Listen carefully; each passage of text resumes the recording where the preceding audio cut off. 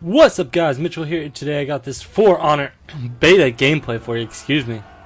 Alright. But today I'm going to be doing things a little bit different. This is the beta. This is the first beta.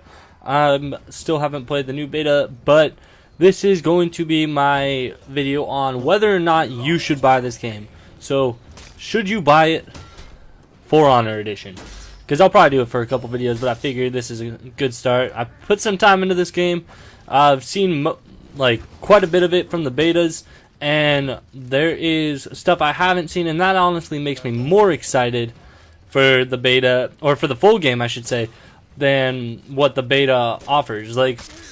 Has me more excited for the full game because of what the beta offers and because of what isn't in the beta. So I'm going to start with the gameplay itself. Pretty good, pretty solid. The learning curve is high. It's easy to do decently well and not be that good, especially if you're doing 4v4 Dominion rather than 1v1 or 2v2s, because those are inherently going to be a little bit harder because it's more focused on combat, and so if somebody's better than you, the skill gap is going to be a little bit more obvious. But the gameplay is fun. It is pretty simple to understand and be good at. It might take a couple of games, a couple hours to understand the whole functions of the blocking system, the attacking system, and the grabs and the grapples. But on a basic level, you should be fine pretty quickly, and you can definitely have fun.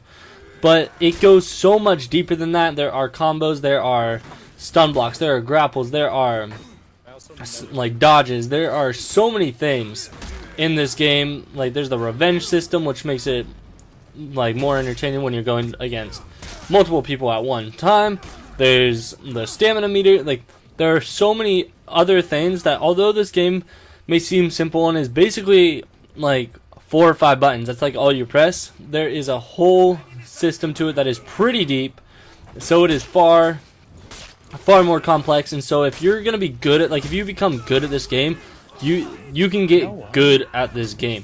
The skill difference between what will end up being the top players versus what are the bottom players is going to be massive. And while some games, a game like Call of Duty, you can be better than people, but even the bad people can still get some stuff off. If you are really good at this game, you just won't die. You won't lose. That's just how it will be against the average player. Whereas if you're bad, you can still kill some average people. But if you're good playing against a bad person, you're never gonna die. You can be teamed up on, and you can take damage from or take hits from 3 different people at one time, and you can come out alive if you're good. I've already been able to experience some of that, especially as the heavy class. So in the light classes, it might even be easier if you get the skill gap will be higher and more difficult, but you should be able to get really good at that.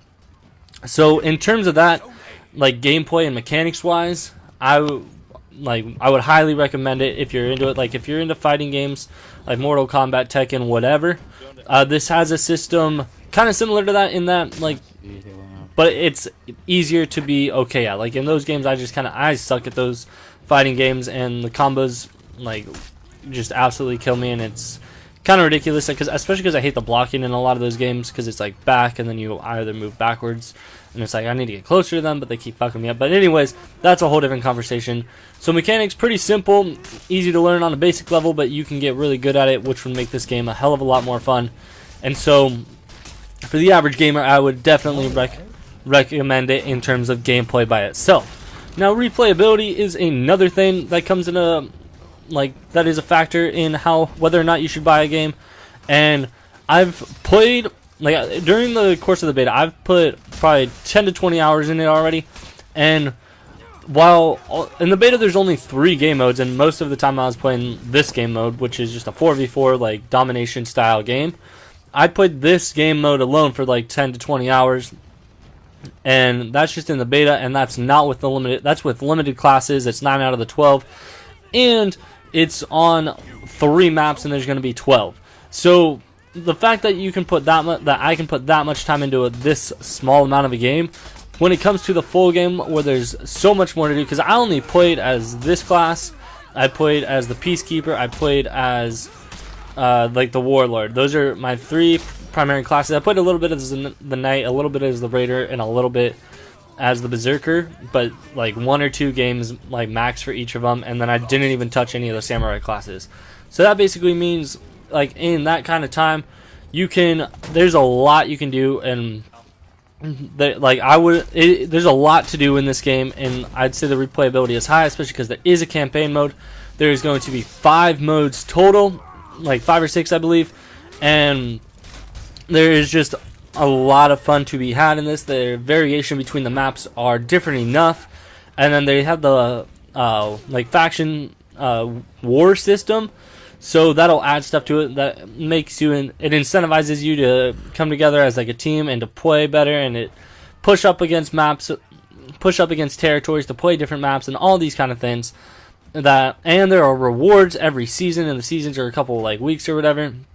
There's a bunch of different like systems to that whole thing, and so that'll add replayability and a reason to play. And they're also coming out with 6 new classes in the like coming months, along with a couple more maps. So just another reason to add more reason to play over time. So that's another factor of why I believe this is going to be a solid game that'll last for at least a while.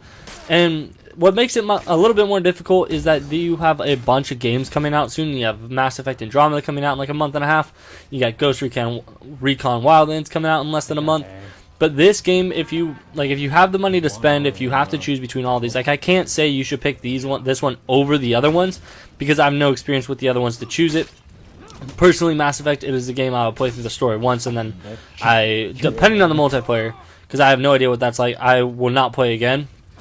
But I'll still get it even if that's all it is. But for this game, like to cover that time period, and I'm gonna be coming back to it in between those, I would definitely be playing it, and I would recommend picking this up if you have the extra money, or if you're like really low on games and stuff. And if you have to choose 2 out of 3, I can't really make that decision for you, but I would say this is a solid game, and hopefully you played the beta to be able to get a chance to test it out, because that can make or break your decision, honestly.